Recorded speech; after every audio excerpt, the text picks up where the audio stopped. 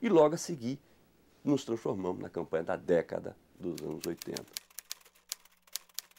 Eu conheci Geraldo na campanha do Dr. Ulisses Guimarães para presidente da República em 89, que foi a primeira campanha depois da ditadura, campanha propriamente dita, e para presidente, sem dúvida. Ele estava chegando, tinha já um esquema montado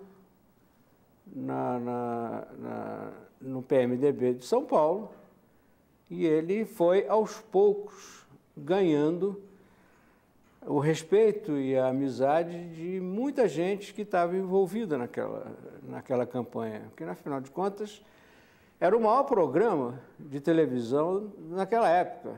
Ulisses é a força que vem com o povo, é o nosso guerreiro pra lutar de novo. Simbora, minha gente, meu povo de fé, com Ulisses respeito, é o Brasil de pé. E eu tinha Geraldo nisso não como um profissional, mas como um companheiro. Isso aqui era, na visão política, nós compartilhávamos isso. E, bom, eu não vou ser candidata a vice para ter uma negação de tudo quanto eu afirmei.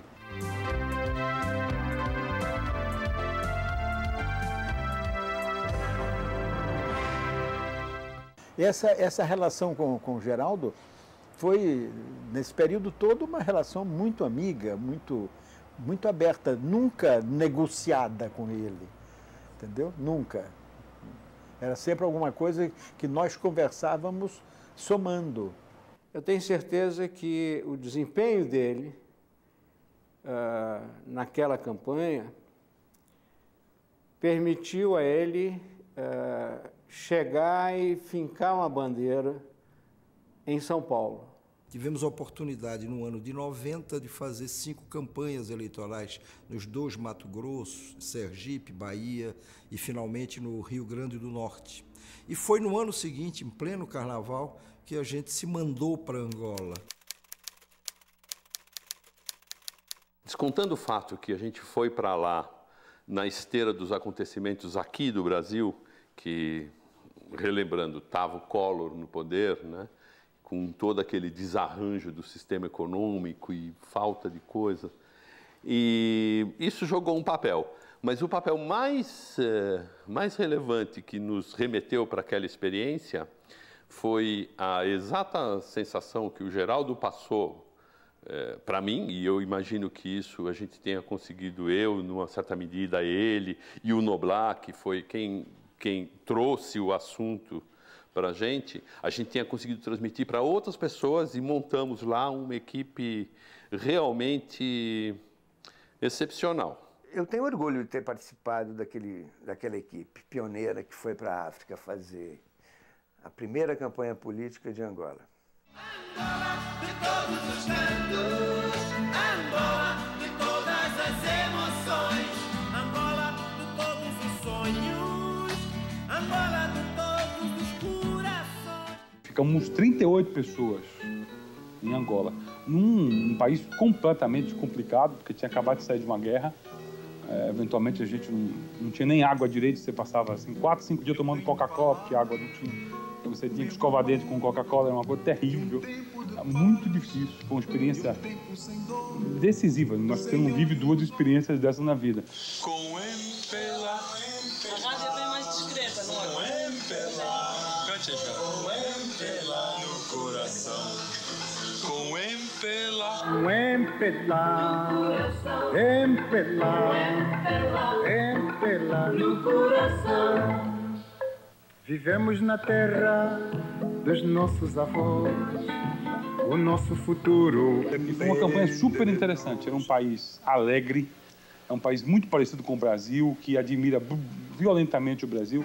A influência que a televisão brasileira começava já a ter era muito grande, mas para a gente era muito difícil ajustar uma linguagem, porque a estratégia política era mais fácil de fazer, mas ajustar uma linguagem de comunicação que fosse percebida bem por eles era muito difícil, porque a cultura deles de televisão era a cultura de Portugal. Então a gente teve que aprender como falar devagar, como aplicar as palavras, como se comunicar. A campanha era toda... As circunstâncias externas, físicas, eram muito desfavoráveis, né? Desde a chegada no aeroporto até os hotéis, os equipamentos, a nossa mobilidade em Angola, não só na capital, principalmente no interior. Era um país em guerra ainda, a gente era de um lado, então era uma coisa difícil. A gente chegava no hotel e não tinha o que comer no hotel. Você queria tomar banho e tinha que juntar água na banheira, porque você não tinha água. Você abria a torneira e não saía água da torneira. Pra direita, pode dizer que tá fechado. Pra direita nada, pra esse lado. Tá aqui, nada. Olha. Pingou! Ai, saudade da Bahia. Ai, se eu escutasse o que mamãe dizia. Ai, eu vou deixando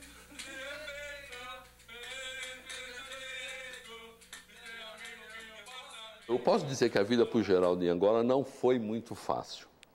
O Geraldo é um sujeito que chama a atenção por muitos motivos, né? Entre eles porque ele fisicamente está mais para urso do que para qualquer outra coisa.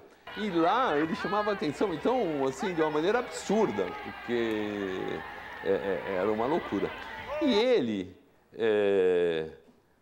apesar daquele jeito dele, ele era um sujeito sofisticado. Era sofisticado, então não comia em qualquer lugar, não. Quem conviveu com o Geraldo, com muitos, ele sabe disso. Ele não ficou daquele tamanho, obviamente, comendo pouco, mas também não era comendo qualquer coisa. Então, em Angola era muito difícil a vida, assim, essa vida do dia a dia era bastante complicada. E o Geraldo, então, ficava num quarto, com o ar-condicionado a uns 16 graus, mais ou menos, um senso de preservação muito grande, observando a vida pelo vidro, pela janela, mas recolhia os comentários de todos.